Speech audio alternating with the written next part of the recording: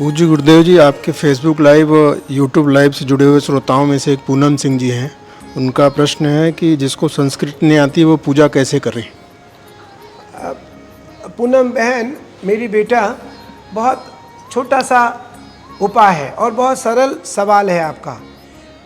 मैंने कहा आपको भगवती मंत्र के अधीन भी है, तो जो हमारी माई है वो भाव के भी अधीन है। इसलिए न मंत्रम नो यंत्रम तदपि च न जाने स्तुतिमहो, न चाह्वानम ध्यानम तदपि च न जाने स्तुति कथा। माँ, मैं ना मंत्र जानता हूँ, माँ ना मैं तंत्र जानता हूँ, माँ ना मैं यंत्र जानता हूँ। तंत्र, मंत्र और यंत्र, इन तीनों में मुझे किसी का ज्ञान नहीं है। माँ, मैं आपकी पूजा कैसे करूँ? तो उस समय माँ कहती हैं, आप आओ मुझे। माँ माँ माँ माँ माँ माँ माँ महाकवि कालिदास ने, वो तो महामूर्ख थे, महाकवि कालिदास ने, महाकवि महाकालिदास जी ने माँ को माँ शब्द से पुकारा केवल।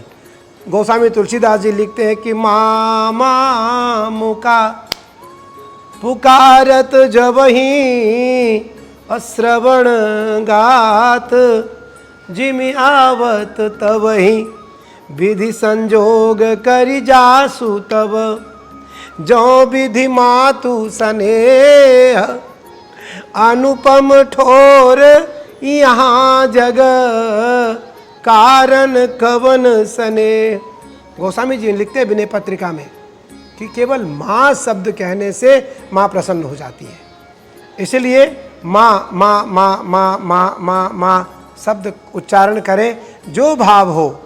मैंने कहा माँ को गुड़हल का पुष्प बहुत प्रिय है, माँ को रक्त कनेर बहुत प्रिय है, माँ को गुलाब का पुष्प बहुत प्रिय है, माँ को श्वेत मंदार भी बहुत प्रिय है, माँ को दुर्वा बहुत प्रिय है, माँ को बिल्वपत्र बहुत प्रिय है, और माँ को रक्त पुष्प बहुत प्रिय है, माँ को हलवा बहुत प्रिय है, माँ को चना बहुत प्रिय है। बहुत साधारण भोजन माँ को प्रिय है, बहुत साधारण। गुलगुले बहुत प्रिय है, गुलगुले बहुत प्रिय है। थोड़े से आटे में थोड़े से सौंफ डाल दें, थोड़े गुड़ डाल दें, और सामान्य आटे को मढ़ करके उसे गैया के घी में या शुद्ध तिल के तेल में उसे बना करके माँ को अर्पित कर सकते हैं। माँ को अत्यंत प्रिय है। माँ को मीठा पान अत्यंत प्रिय है। माँ को गुलाब जामुन अत्यंत प्रिय है।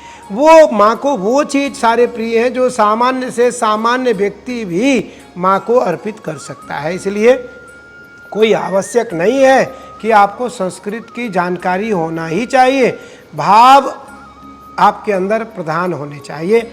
इसलिए जो भी मंत्र, ओम ऐं ह्रीं क्लीं चामुंडाय विचे ओम ऐं, माँ का बीज मंत्र है और ये महामंत्र है। जिसको कोई मंत्र ना आता हो वो सर्वमंगल मांगल्ये शिवे सर्वार्थ साधिके शरण्ये त्र्यंबके गौरी नारायणि नमोस्तुते। जयंती मंगला काली भद्रकाली कपालिनी दुर्गा क्षमा शिवा धात्री स्वाहा स्वधा नमोस्तुते। जय त्वं देवी चामुंडे जय भूतार्तिहारिणी जय सर्वगते देवी कालरात्रि नमोस्तुते। सर्वाबाधा विनिर्मुक्तो धन धान्य सुतान्वितः मनुष्यो मत प्रसादेन भविष्यति न संशयः। सर्वाबाधा प्रशमनं त्रैलोक्यस्याखिलेश्वरी एवमेव त्वया कार्यम् अस्मद्वैरी विनाशनम्। एक मंत्र कोई याद कर ले, उसकी सारी इच्छा पूर्ण हो जाएगी। आइए कल आपसे मिलते हैं, और कल प्रातःकाल पुनः माई के पूजन के पश्चात हम आपसे मिलेंगे। तब तक मैं कृष्णानंद जी से और दुबे जी से कहूँगा मेरी माई का दर्शन आपको कराएं, और आप आज का दिन अत्यंत शुभ और मंगल करें। मेरी माई का दर्शन करके आप नवरात्रि, तीसरी नवरात्रि का, प्रथमम शैलपुत्री च, द्वितीयम ब्रह्मचारिणी, तृतीयम चंद्रघंटा। चंद्रघंटा जो है वो शत्रुओं का दमनकारिणी है, अर्थात घंटा जैसी नाद करके अपने भक्तों की रक्षा करती हैं और दुष्टों के कान को बहिर करती है। इसलिए चंद्रघंटा माँ का पूजन करें, पहले माई का दर्शन करें। आइए सभी लोग एक स्वर में, सर्वमंगल मांगल्ये शिवे सर्वार्थ साधिके शरण्ये त्र्यंबके गौरी नारायणी नमोस्तुते।